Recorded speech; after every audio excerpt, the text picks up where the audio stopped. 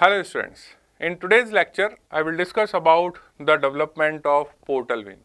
Now dear students, whenever you are having discussion about the portal vein, you have to keep this thing in mind that we are also simultaneously talking about the fate of Vitelline vein. Clear? So in this lecture I am not only discussing the formation of the portal vein, but we also see the derivatives of the right and left Vitelline veins. Now in this image you can see that what is portal vein. You know that portal vein is a vein which is coming from this part of your GIT and it is carrying the blood of your small intestine, your spleen, your stomach, and it is then going into the liver, where you know that it divides into the portal branches right and left, and then further there is a formation of sinusoids. So in today's lecture we will discuss that how this portal vein is formed, and there is a very important concept that why this portal vein is retroduodenal in position. So when you are talking about the formation of the portal vein, first thing comes is what is Vitelline vein. So there are two Vitelline veins, one is known as right and another is known as left Vitelline vein. Now the Vitelline veins arises from the capillary plexus of the yolk sac wall and from the part of vasculature of the developing gut and gut derivatives. What does it mean? That when you will see the folding of embryo occurs, once the folding is there, you will have the formation of three components, foregut, midgut and hindgut, which are deriving from the yolk sac. Now in this image you can see that this is your part of the capillary plexus in the yolk sac, and from there this vein is arising, which is your Vitelline vein, and this vein ultimately go and open into the one horn of sinus venosus. So there are two horns, one is on the left side, one is on the right side. So you are able to see on this side and one will go on the opposite side. So there is a pair of the Vitelline vein. Now initially these veins or this pair of symmetrical Vitelline vein pass through the septum transversum and empties into the sinus horn of heart. Now my dear students, why I am using the word symmetrical? When you will see the initial development, what you are able to understand that this is your septum transversum and here there is a development of the cardiac tube, which is having the right and left horn. Now one Vitelline vein is going through the septum into the sinus horn, one is going through the septum into the another sinus horn, and initially these both veins are symmetrically developing. Why I am using the word symmetrical? Because in the coming part of the lecture you will realize that the development is become asymmetrical. So this is the important concept, that when you are writing in the initial part, you have to understand that there is a pair of two Vitelline vein which are symmetrically developing and they are passing through the septum transversum, and then they will open into the respective side of sinus venosus horn. Now dear students, what will happen, that once you will see the vein, you will realize that this is the vein which is passing through the septum transversum and it is entering into the sinus horn. Now this vein is divided into the three parts. One is known as above the septum transversum, another is below the septum transversum, and this septum transversum will form the lever cord, so the part which is passing through the lever cord. So what will happen, that this vein is divided into the three parts. This is known as suprahepatic, this is known as intrahepatic, this is known as infrahepatic. Clear? So the developing lever in the septum transversum divides the Vitelline veins into the three component. This is known as infrahepatic, this is inside the liver, so it is intra, and this is above is known as suprahepatic. So you will have one on the right side, in the same way you will have the vein on the left side, and this left vein is also divided into the three segments by the developing liver. Clear? Now we have to take each part and then we have to find out the derivatives of each part of the right and left Vitelline vein. So first we will discuss about the intrahepatic portions of the Vitelline vein. Now when you will see the intrahepatic, now see this is your septum transversum, and in the septum transversum this is the development of liver. Clear? Now there is a vein, so we will draw the vein. Now this is the one vein on the right side, this is the vein on the left side. Now this part is the infrahepatic. Now above you are drawing, this is your suprahepatic.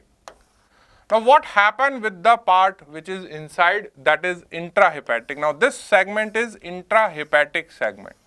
So when we are talking about the intrahepatic segments, what will happen? They broken up into the capillary plexus or capillary network. So this is no more remain as a tube. Now what will happen? This tube will disappear, and instead of the tubes, what you will have? You will have the formation of capillary plexus. So we will draw some capillary plexus here, and these plexus are forming into the area where the liver is developing.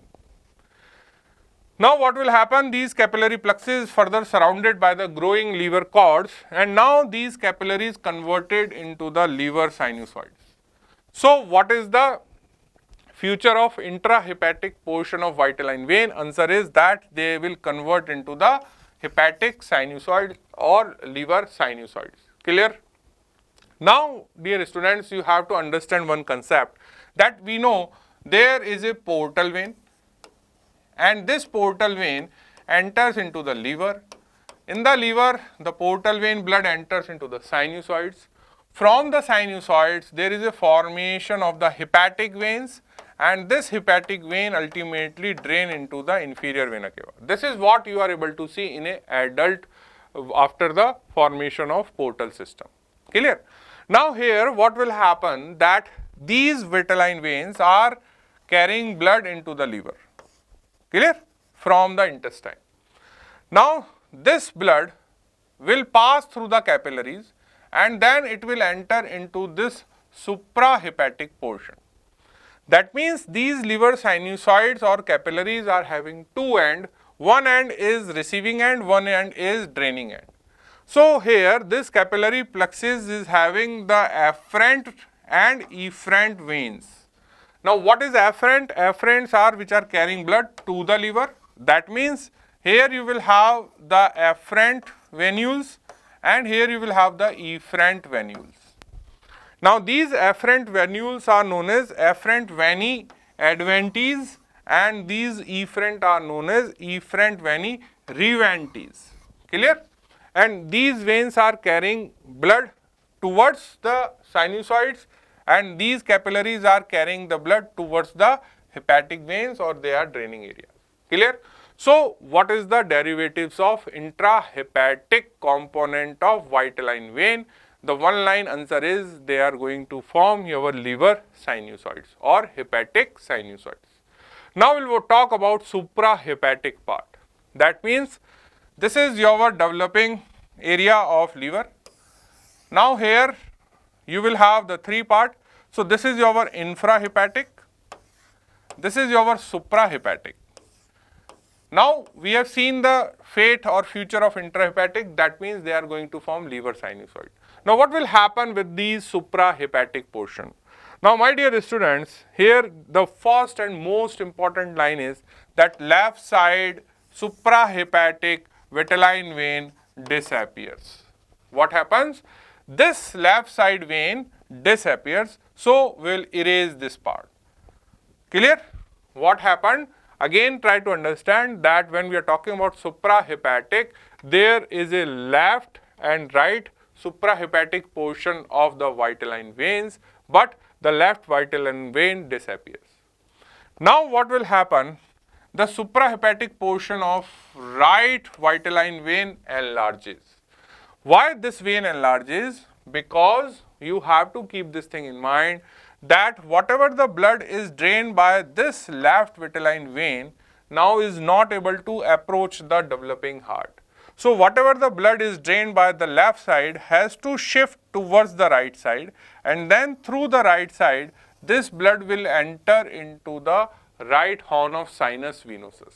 So you have to understand that as soon as the left horn of the sinus venosus regresses, simultaneously the left Vitelline vein also regresses. Clear? What is the reason? Why the left side Vitelline vein disappears? this suprahepatic portion of the left vitelline vein disappears because the left horn of sinus venosus regresses. So, dear students, what will happen? The blood now shifts from left to right and the right vitelline vein enlarges or dilated, and this portion is now known as right hepato-cardiac channel, or in some books it is known as common hepatic vein. Clear? And you know that it is opening here into the right horn of sinus venosus, and you know that this right horn of sinus venosus later on absorb and it forms the sinus venerum part of right atrium, which is a smooth part. So, when you will do the dissection of the right atrium, you are able to understand that this smooth portion or sinus venerum receives the inferior vena cava. That means this portion of right vitelline vein, which is suprahepatic in the position, and it is now known as right hepato-cardiac channel, going to form your most terminal end of inferior vena cava. So, what is the future of suprahepatic portions of right and left vitelline vein? The left vitelline vein disappears while the suprahepatic portion of the right vitelline vein enlarges. Why it enlarges? Because it is getting the shunting blood from left side, and this enlarged part is now known as right hepato-cardiac channel, which is going to form your most terminal portion of inferior vena cava, which is connecting with the heart tube. Now, along with what is happening, there is a formation of ductus venosus. Now, see, apart from this left side vitelline vein, here you will have one more vein, which is known as left umbilical vein. Now, you have to understand again that what is happening here, your left horn is regressing. So, earlier there is a big left horn is there. Now, this horn receiving the three veins, which you know, one is cardinal vein, one is umbilical vein, and one is left vitelline vein. Now, just now I told you that this left vitelline vein regresses. Why it regresses? Because this horn regresses in the size. Now, dear students, you have to keep this concept in your mind that as soon as this left horn regresses, the blood which is entering into this also decrease, or we have to disappear all the channels which are draining into the left horn, like left vitelline vein, like left umbilical vein, like left cardinal vein. So, if you remember in the class of my formation of the heart tube and the fate of this sinus venosus, I told you that there is a anastomosis developed. Like we have seen the anastomosis between the left anterior cardinal vein and right anterior cardinal vein. So, there is a formation of the shunting between the left anterior and right anterior cardinal veins, which are later on form the your left brachiocephalic vein. In the same way, what is happening again here, the left part of the umbilical vein between the lever and this sinus horn of the left side also disappear. So, this left umbilical vein between the lever and the left horn also disappear. Now, the blood which is entering into the left umbilical vein has to reach into the heart, but above the lever the connection is not there. So, what is the option? The option is that again you have only one entry point into the heart, and this is your right part of vitelline vein. So, in this way a new channel will form, and this blood of left umbilical vein passes through the right vitelline vein through a channel which is known as ductus venosus, because this portion of the left umbilical vein disappears. So, we have disappeared two veins here, one left vitelline vein, one left umbilical vein. So, disappearance of left vitelline vein is responsible for the dilatation of the right vitelline vein. Second thing, the disappearance of the left umbilical vein above the lever is responsible to formation of a channel, which channel bypassing the blood from the left umbilical vein to the right hepato-cardiac channel or terminal portion of inferior vena cava. So, ductus venosus to bypass the blood from the left umbilical vein to the right hepato-cardiac channel. And lastly, this part also from the left hepatic vein. Clear?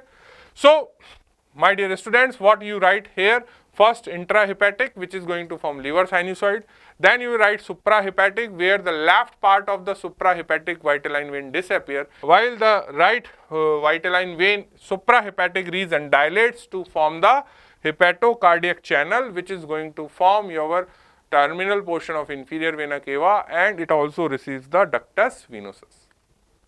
Now what happened with the infrahepatic part?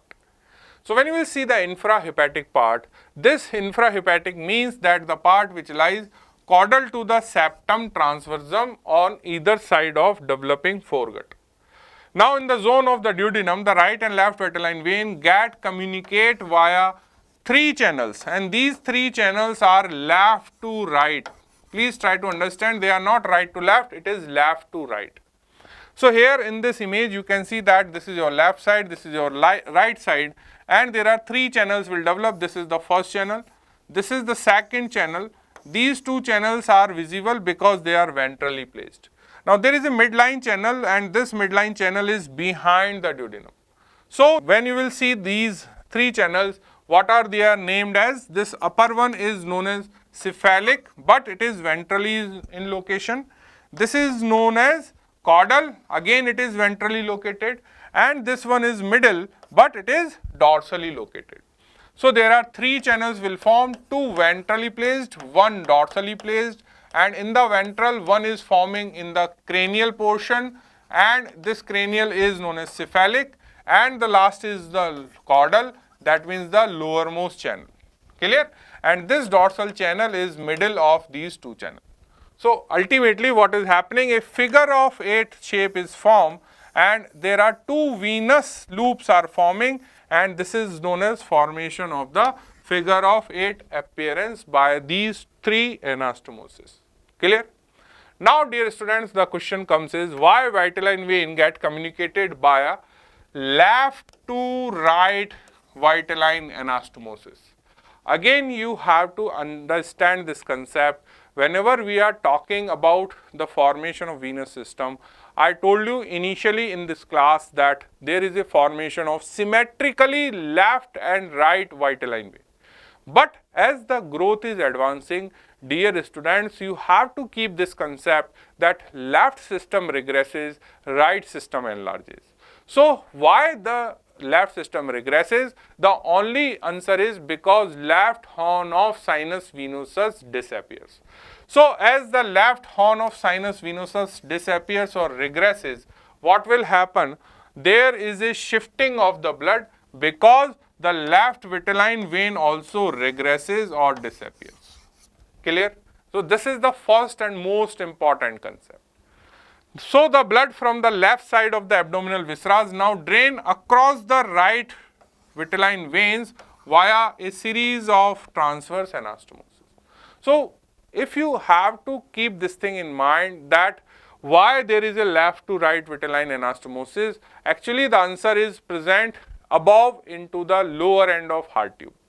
So when you will see the lower end of heart tube, there is a right horn, there is a left horn, but the left horn decreases in the size. So whatever the blood entering into the left horn initially now stop. Now why it is stopped? Because its communications regresses. So you have to regress. The one communication which we are dealing today is the left vitelline vein. So as the left horn decreases in the size, the left vitelline vein also regresses. So now what will happen? The blood from the left part of the embryo will shift into the right side of the veins by these three anastomotic channels. So after the left vitelline vein lost its connection with the heart, the blood from the entire vitelline system drain into the heart via one enlarged right vitelline vein. Clear? So here you have to understand that why these channels are forming.